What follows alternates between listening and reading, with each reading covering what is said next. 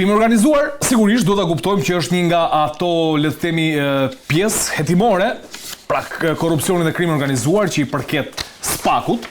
Dhe çfarë ka ndodhur? Duhet kujtojmë që gjatë mandatit të Altin Dumanit u goditën njësër grupesh aktive kriminale në vendin tonë, të cilat dolën në përgjimet e SkyCC dhe Encrochat, dhe sigurisht pyetja ngrihet që nëse do kishin qenë këto përgjime, do kishte pasur mundësi SPAK-u kapacitete hetimore vullnet për t'i goditur këto grupe. Kjo mbetet një gjë të cilën ne nuk do ta kuptojmë dot kurrë. Mirë, duhet të theksoj që drejtori i përgjithshëm i policisë së shtetit Skënder Hita i ka pasur takim me një nga drejtuesit e Europol, i cili drejton, le të themi, një nga seksionet për krimin e organizuar, le të themi, dhe krimet e rënda, këto grupet e forta, dhe duke se po forcohet pra një lloj bashkëpunimi midis Europol dhe policisë shqiptare. Europol është agjencia europiane për goditjen e, le të themi, grupeve të ndryshme kriminale të cilat operojnë nëpër vendet e Europës, pra një agjencia ligjzbatuese evropiane që i godet këto, dhe sigurisht afrimi drejt Shqipërisë është një lajm pozitiv dhe është një bashkëpunim pra cilësor duhet ta kuptojmë dhe shpresojmë të shkojë i tillë premshi, pasi ju e njihni mirë bashkëpunimin me, le të themi, autoritetet ligjzbatuese të huaja dhe evropiane të kësaj natyre. Në anën tjetër, Skënder Hita, drejtori i përgjithshëm i policisë, ka pasur sot një takim edhe në prokurorinë e posaçme SPAK me drejtuesin Klodian Bravo. Zhdima, tani nisim bashkë, meqense e mbyllu me premshin pjesën e parë, tani SPAK-un në raport me grupet kriminale. Statistika apo goditje e cila e shkundi mirë? Statistik dhe asnjë moment nuk do quhet goditje, sepse ju duhet shikoni që prokuroria e posaçme nuk ka goditur krimin organizuar, sepse vetë statistikat e krimit organizuar në aspektin e operacioneve që kanë ndodhur vazhdimisht, ne shikojmë që punojës policie përfshihen, por gjithmonë në rastet e aksioneve ne kemi parë që këto punojës policie vendosen si statistik për të dhënë tek njerëzit një pikpamje që shiko janë të përfshirë kaq shumë punojës policie, kundërkohë ne s'kemi parë asnjëherë ndonjë prokuror i cili të jetë i përfshirë në grupet kriminale dhe të ketë shërbyer ndaj tyre. Pra nuk e pres nga drejtësia e vjetër, e pres nga drejtësia e re, në rast se themi që të gjithë që kanë të djallëzuar, ndërsa këto ne kemi 20 shenjtor të SPAK-u, unë nuk e pranoj këtë qasje. Nuk pranoj që 20 njerëz që punojnë në SPAK nuk kanë gjetur rreth vetes tyre një person nga prokuroria apo nga byroja kombëtare e hetimit të janë pjesë e grupeve kriminale. Pse duhet të pranoj unë që punojës policie janë pjesë e grupeve kriminale? Dhe mos harroni edhe një fakt tjetër, nuk kemi të bëjmë me një aktivizim, edhe një herë, nuk kemi të bëjmë me një aktivizim të prokurorisë së posaçme, kemi të bëjmë me komunikime midis grupeve të ndryshme ose rrjetit të grupit, i cili ka bërë komunikime, por këto komunikime nuk na provojnë fajsinë e personit dhe as faktin penal. Pse kjo gjë? Sepse nuk kemi të bëjmë me një fakt ose një vepër penale e cila hetohet në kushtet e flagrancës. Aty ti duhet të tregosh vigjilencën, profesionalizmin dhe patjetër të marrësh këto komunikime dhe t'i lidhësh dhe të prodhojnë provën. Prova nuk është ajo çfarë kemi komunikuar ne, për të rritur ose më mirë për të treguar sikur ne jemi në të vërtet njerëz të cilët kemi bërë trafikim, për të treguar tek miq tanë të cilët të flasim se sa të aftë jemi në punën tonë. Pra, këto komunikime kanë qenë thjesht komunikime justifikuese midis grupeve të ndryshme dyshuar kriminale, sepse unë nuk mund t'i them për shkak se nuk kam kaq shumë njohuri me grupet kriminale në kuptimin e emrave të tyre, por ajo që unë mund të kuptoj është kjo që e vërteta është që grupet kriminale nuk janë futur kurrë në burg dhe ato qëndrojnë jashtë burgut. Dhe unë mendoj që ata që ju shikoni sot janë thjesht statistika, sepse kjo është loja që prodhon policia e shtetit, e konvertuar tani policia e partisë dhe prokuroria e SPAK-ut, e cila është konvertuar si krimet e rënda, e cila është nga plepat 1 në plepat 2. Pra, mos shikoni që se si funksionon dhe punon. Në rast se prokurorët e SPAK-ut, 20 shenjtorët, do të kishin punuar ashtu siç duhet, ne sot nuk do të kishim në asnjë moment dhe në asnjë rrethan kaq kriminalitet të lartë dhe sot ne nuk do të kishim rastin e Rinasit dhe jo vetëm rast i cili thuhet nga ndërkombëtarët që prokuroria shqiptare nuk punon prokuroria shqiptare pret gati recetat, pret gati dosjet, sepse është e paaftë dhe ka frikë të përballëhet me krimin organizuar. Dhe kjo është e vërteta. Nuk mundesh tani të marrësh disa individ këtu, të më vendosësh mua, po ka frikë. Nuk mundesh ti krimin organizuar të arrestosh kur është brenda në burg. Është e pamundur kjo, sepse ti krijon statistika. Ke dyshime që ndonjë moment prokurorët të Spakut mund të kenë gjetur një gjuhë të përbashkët me krimin organizuar? Unë jam i bindur që ata janë pjesë e gjuhës së përbashkët të vazhdueshme, sepse nuk mundesh, po t'jap një rast. Nuk mundet një person që është në burg, pra një person i quajtur i rrezikshëm, grupi strukturar kriminal, dhe ti pothuajse për të njëjtin episod e kap me metoda të ndryshme dhe ai çuditërisht është në paraburgim. Pra, është si puna e incenatorëve. Arrestohen këta të incenatorëve, janë të njëjtët, a kupton? Po janë burg, po pse do të jo, ti bo statistik. Pse çfarë thua? Thi, po të njëjtat persona ti fut përsëri vendos në statistikën vjetore. Pra, themi për politikanët, çfarë thot ai? Kam arrestuar 5 politikanë dhe i vendos. Ka qenë ministër, zëvendës kryeministër, ka qenë ministër, zëvendës kryetar kuvendi. Pra, në statistikën e Spakut, ndëgjoj mua, për sa i përket dhe grupeve kriminale, të njëjtën gjë shikon ti. Janë arrestuar 100 banda kriminale, janë arrestuar 100 politikanë, populli dhe të huajt dhe këntarë, sa bukur që janë kriminal që ka vrarë 4 veta dhe në 4 vrasë në marrë akusë të njëtë. Edhe njerë nuk ndodh kur kjo gjë, vetëm Shqipëri ndodh. E ke në burg i çon 100 herë mas sigurie thjesht për të justifikuar dështimin. Pse? Ka shumë kriminella ishin këta që po i kenë burg edhe këta tani prapë bëjnë krime edhe brenda burgut? Është shumë e çuditshme zotëri. Pra do thot, vetëm aty që ka kriminaliteti, po këtu jashtë që bën kriminalitet, çfarë po i bën? Se s'ta mban, se nuk ta mban. Sepse krimi organizuar, grupet të organizata kriminale janë jashtë, do jenë jashtë, sepse prokurorët e Spakut dhe policia e partisë ka frikë nga grupet kriminale. Grupet kriminale nuk janë këto që kapen atje në burg më.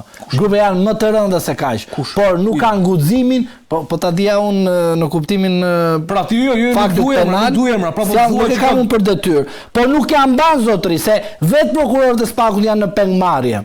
Ka kush ka këto grupe? Po ka kush ka, mua jam në pengmarrje. Prençi, mendon kështu? Shiko, ka frikë Spaku t'i godasin? Do ta nis të kjo thënje e funit të zotit Zhlima dhe pastaj do të dalim me këtë pyetje që ju na adresuat që në nisje të kësaj pjese të emisionit.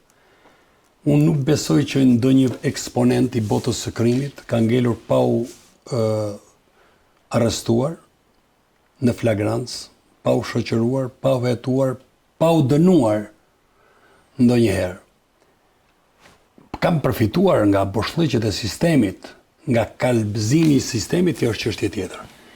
Unë ditë ju them që e kam përjetuar vetë dhe e kam hequr mbi kurriz operacionin që ka organizuar policia shqiptare në bashkëpunim me prokurorinë e përgjithshme dhe prokurorinë e jurisdiksionit përgjithshëm në gjitha qarqet e Shqipërisë në vitin 2005-2007.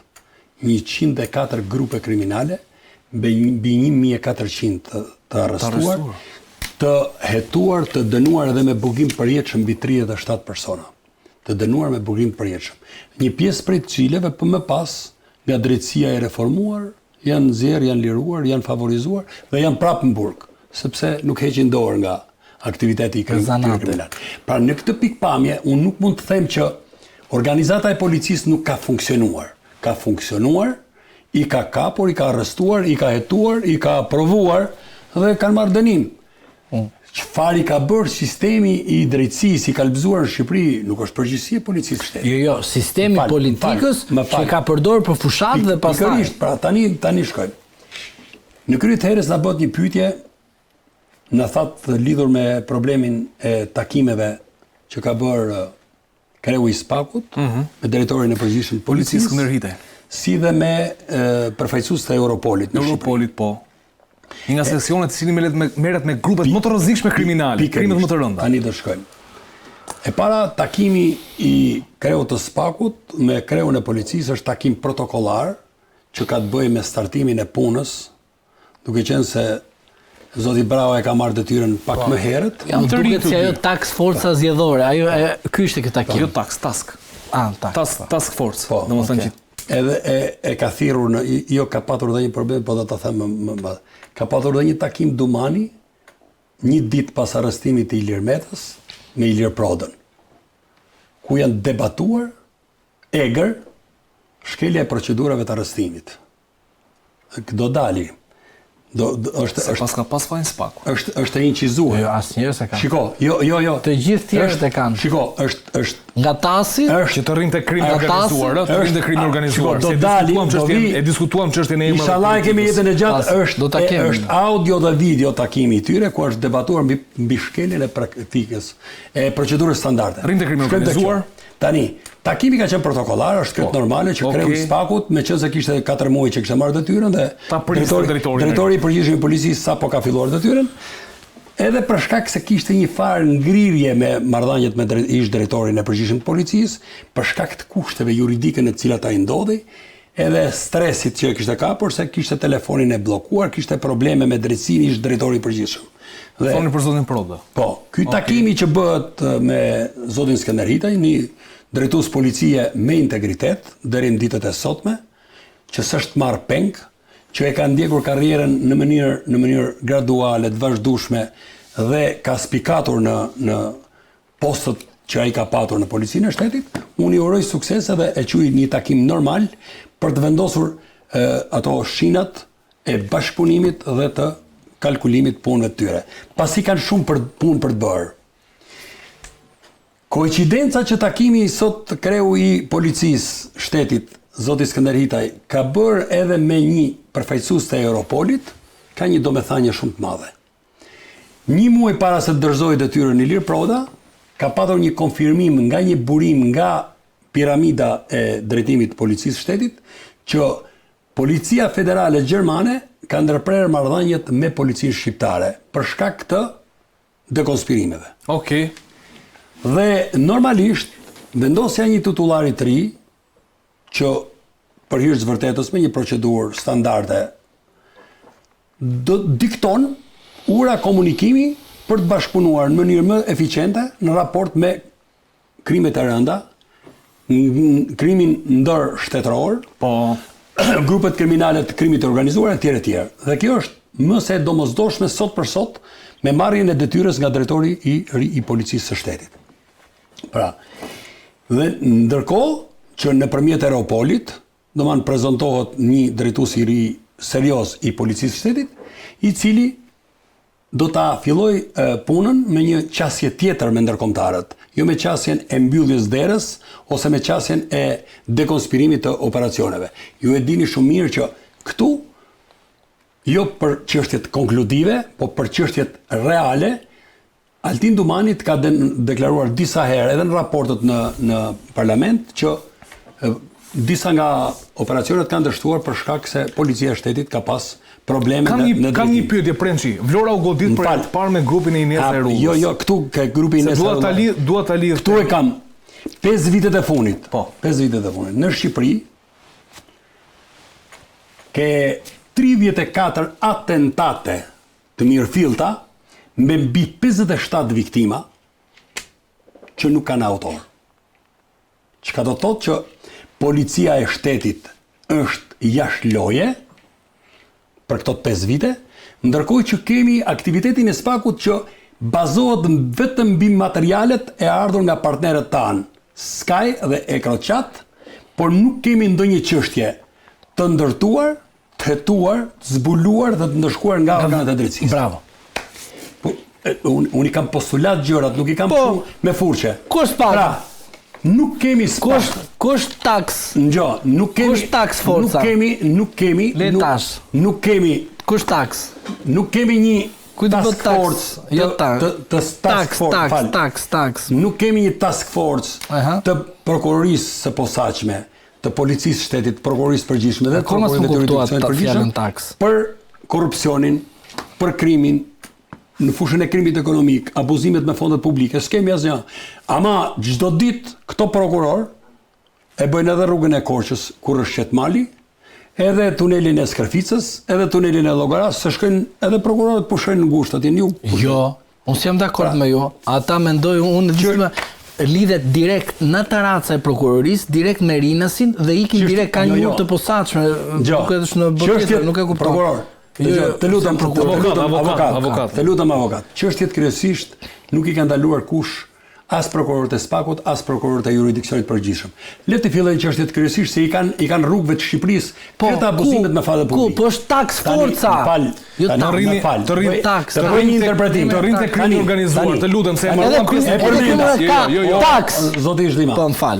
34 rastet e atentateve ku kanë humbur jetën nga 1, 2, 3 deri në 5 persona në Shqipëri, në ngjarjet kriminale, përfshi dhe rastin e fundit në Rinas, që kishim edhe atë implikimin e Ministrisë Brendshme me rekrutimin e punonjësve të policisë. Gjithsesi mbikëqyrës policiare. Pra, këto flasin shumë. Flasin në heshtje, zoti Zhlima, se ato s'kan qa flasin ma. Flasin në heshtje se flasin dhe bërtasin shumë, të cilën duhet ta dëgjoj, jo se kam gjë unë me kryeministin, po duhet ta dëgjoj presidenti i Republikës. Kryeministri i Se kemi president? Kryeministri i Shqipërisë. Zoti Bajram Bega, akoma beson prokurori i përgjithshëm. Jo, unë jam i gjithë rri këtu, Zhlima do ta bëj po flas për krimin organizuar shumë e rëndësishme. Shumë e rëndësishme është, po. Sepse këtu bashkohem me ju. A mos vallë kemi ca grupe kriminale shumë më të rrezikshme që janë pa u kapur dhe pa u shoqëruar? Këtu jemi. Po i bën, fal. Kush bë taks këtu? Ta mbaroj. Po. Kush po i bën këto vrasje? Ore, mund të komandohen dhe nga burgjet e Shqipërisë. Po kush janë këto grupet e atentatorëve? Po. Kush i kryen? Po këto grupet e vrasëve me pagesë. Kush i monitoron? Kush i menaxhon? Kush i drejton? Kush i paguan? Ku i gjen lekët? Nga i gjen? Nga i gjen, bravo. Ku han? Urdhra. Pra, kjo është një shqetësim shumë i madh. Dhe kjo kemi 2 deri në 3 grupe të fuqishme në Shkodër. Po. Që e dim se sa pasoja kanë patur. Po. Kemi një 15-16 vrasje që i kemi brenda Lezhës me përplasjen e Nikuleve me stafukajt. Dhe në krahun tjetër kemi Lekstag, Stafukaj thash, Lekstag. Po stafukat i kanë pasur në fushkujnë. Kemi fushkujnë me stafukajt dhe me këto kemi ato. Kemi Laçin, kemi Rashenin, vim në Fushkruj me shumicë, vim në Tiranë me shumicë, dalim në Durrës me shumicë, shkojmë në Fier, shkojmë në Elbasan, kemi në Shijak. Në Fier nuk shkojmë. I bim anash, i bim në autos. Po kaluam Fier në Fier, ne dhe vajtëm Vlorë te Ineza Rrulla. Po vetëm i rreth Ineza Rrulla. Pas shkëm ke Ineza. Po në Fier nuk ndaluam. Ineza Rrulla vllai dashur.